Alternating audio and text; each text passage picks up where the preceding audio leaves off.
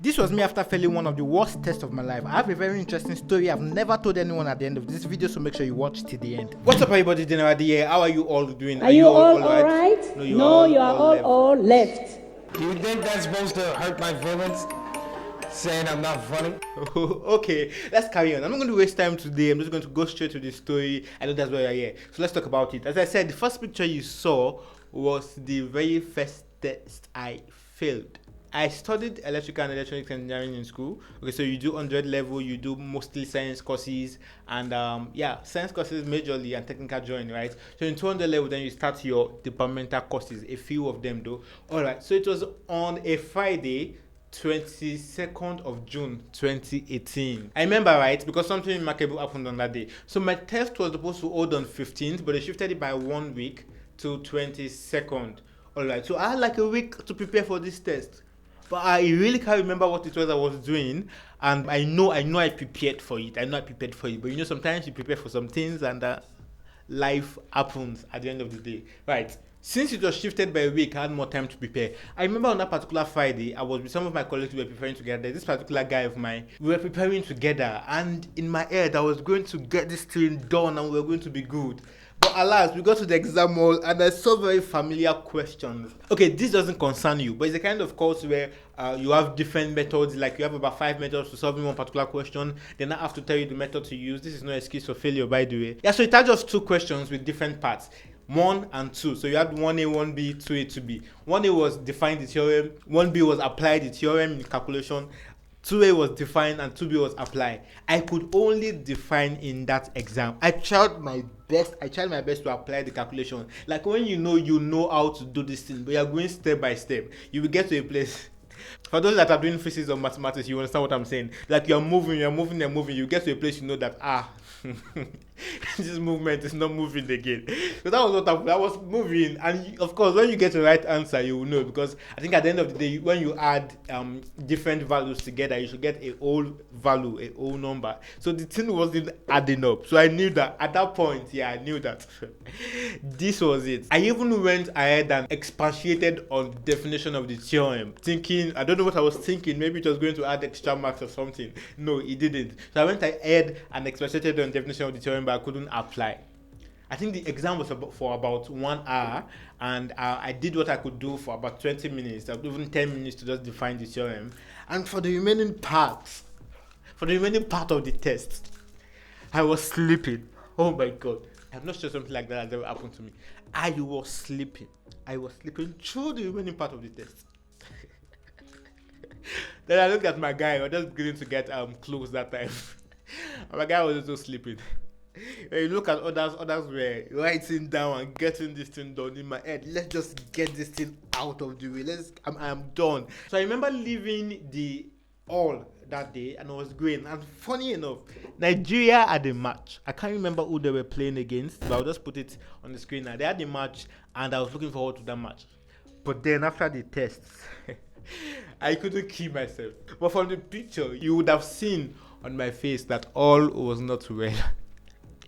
My guy that took that picture, I'm grateful he took it, but you'd have seen from my face that all was not well. It was paining me, but then funny enough, it was a compulsory course. So since the test didn't go really well, the exam had to go well. All right, so I think I had 46 overall over 100. And I had to go check.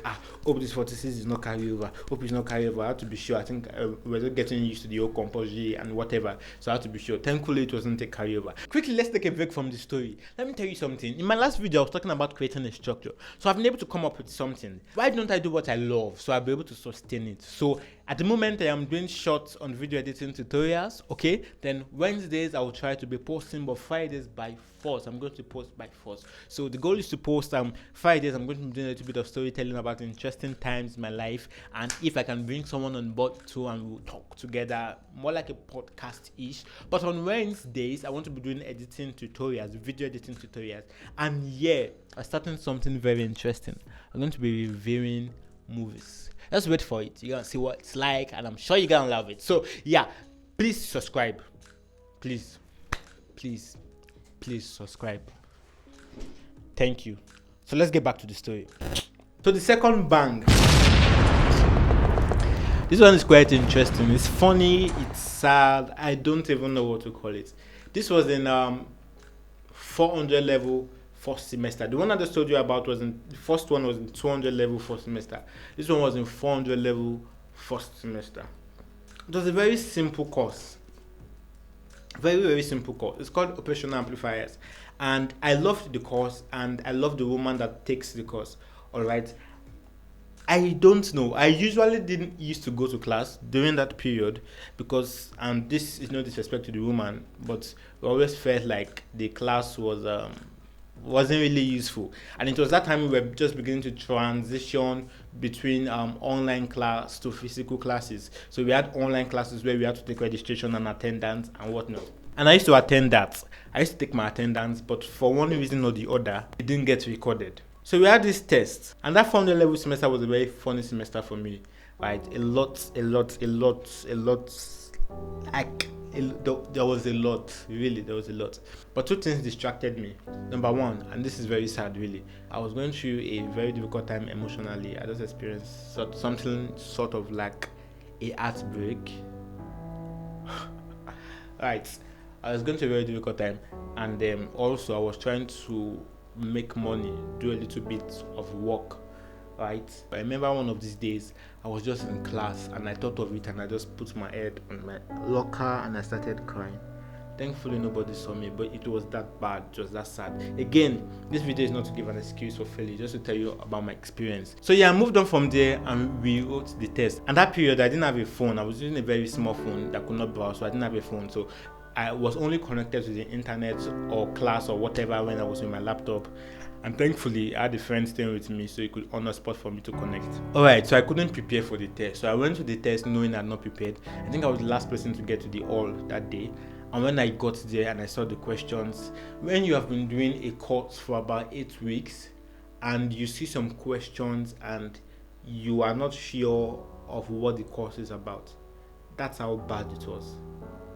Really, that's how bad it was. You are not sure what the course is about. You could not answer a single question correctly. There's some you had to do guesswork. There's some you had to look into places. If you know what I mean by look into places, to get some of the answers. But even at that, even trying to look into places, trying to just gather answers from everywhere, it still didn't work. Guess what I had in that test? Coupled with tests and attendance that didn't record, over 40, I had 6 over 40. 6 over 40. And you know the cutoff for any compulsory course is 45. So I had 6 over 40. It means if I needed to pass that course, I would need 39 marks to pass that course. Was this possible? Yes, it was very possible. So I needed to struggle for at least 39 over 60. And I'm thinking, that would be about 21 marks. Why would I miss 21 marks if I prepare for this course well?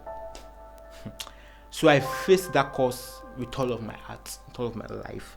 While others were reading for other things, I was focusing on this one, and it took a lot of my time. Like I really focused on it just because I didn't want to have a carryover.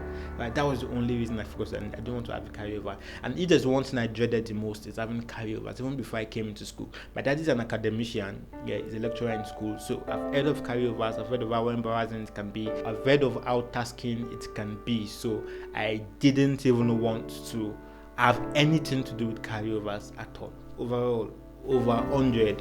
I ended up having 43 over 100. 43 over 100. And the cutoff was 45. That was sad. And you know what? Second semester we were supposed to go on IT. So I remember being at work that day and I just heard that the results were out and you could log in. And the first thing I checked when I logged in was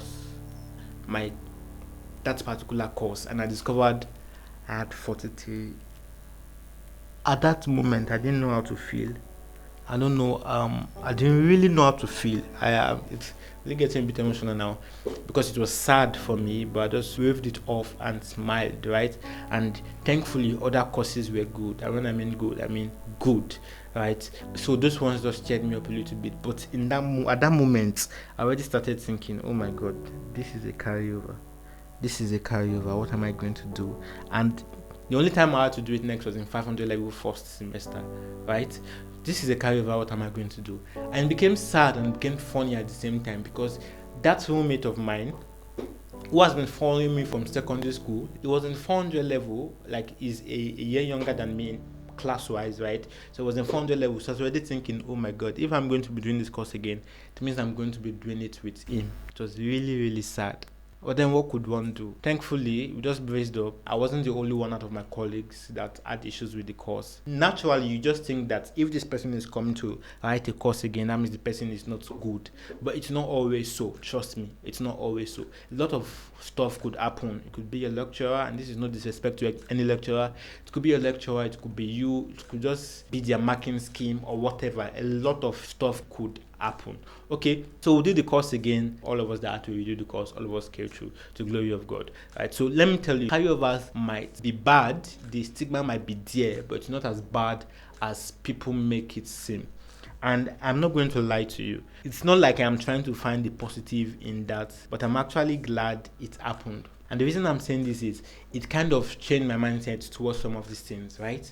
It just kind of humbles you, you know. And if there's one thing that I think people should do with carryovers, when you have a carryover, it's an opportunity for you to prove yourself, an opportunity for you to do better rather than letting it stigmatize you. So I tried in my 500 level and I tried at my best. I don't know, I'm never going to agree with this, but after everything, I had 60 over 100 in the retake. I mean, when I retook the course, right? And I am certain, this is not even bragging, I am certain that was not it at all. That's why I said sometimes it could be the lecturer, sometimes it could be the marking scheme. So this is for anybody that have had a carryover or you are having a carryover. Just push through it and get it done. Forget about the embarrassment, forget about the stigma. Just get it done and make sure you pull through and do your best. And another reason I'm grateful for having that carryover is because I had a course that is like the elder brother of that particular course, okay? And I needed to have a background knowledge of what I was doing, of that particular course I failed. So me reading through that course I failed and doing this new course, like it just made a lot of sense to me. Honestly, it made a lot of sense to me. And at the moment, the course that I call the elder brother is the course I have had the most confidence in, and I think I have had the highest score through my stay in university. Right? Of course, I had an A in that course, and I'm not even going to give it to the simplicity of the course. I'm going to give it to my in-depth knowledge of understanding what the course is about and how the course works, and that's thanks to the fact that I took my time to understand what the junior one was about. So yeah, this is a side story in addition. Necessarily, I was preparing for WAEC and NECO, and I think there's a mock exam we usually used to do, and this particular mock exam was good, right? But biology in particular, I don't know why I didn't prepare for it that night. I never for once liked biology though, but then I could still have read. So I went to the exam hall, I ran people saw the questions, and of course, nothing new, and I couldn't answer anyone. Okay, let me not totally exaggerate, but I really couldn't answer 80% of the questions. God have mercy on me. I had to come up with a story. A colleague of mine, I think I didn't comb my hair to the exam hall that day, so he took his comb, or he took my comb, I can't remember, and helped me to comb my hair. Ah, my God. God have mercy. If you are watching this, bossy, I don't know. Okay, so this is what happened. He took his comb, either I don't know whether it's comb of mine, and combed my hair. And I just thought, I've seen movies, let's connect two and two together and let's make this work. So I just started acting up. My head is empty. I don't remember anything. Jesus. I just started acting up. And I was very popular among the teachers then. So if senior prefect say he doesn't remember anything or something is wrong with him, then you really do not have a choice. You have to believe him, right? So I just acted up and told them this and that, blah blah blah blah. Oh my God, they believed me and they said, don't worry, you can go and you will come back to write the exam. And when I got downstairs to something like the staff room, they asked me what happened. I said I don't know, but it was when so person used his comb to comb my hair that I felt like I didn't remember anything again. God have mercy, God have mercy, God have mercy. My God, what could I have been to come up with that and think of that? I'm coming out to confess now.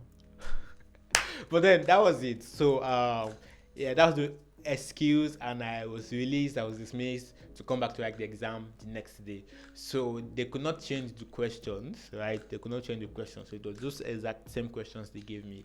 And I went back the next day and I wrote it. I think I had 62 over 70. And when the man finished marking it, when I checked my score and I was leaving, it was like, Ologunde, you won't even thank me. Thank you, sir. Thank you, sir. Good. I remember one of my close guys now, he came to me after the exam and told me, David, he said, David, don't lie, you didn't read for the exam. He caught me. I was caught, fine, but all good. We thank God. That was about 7 years ago now or something, but we thank God for that time. We are mature now, and I'm sure the Holy Spirit will never allow me to do that. No, will never allow me to do that. Lying against someone and deceiving your teachers, nah. So that's that about story time for today. Once again, I want my subscribers to be increasing, and I want this video to get more views than the last one. So please like, comment, share, and subscribe. And please, let's engage, all right? And please comment. We need the comments and we need the likes because it will help the algorithm. My name is David. You can call me General D, and I will see you in the next video. Remember, Jesus loves you, and peace.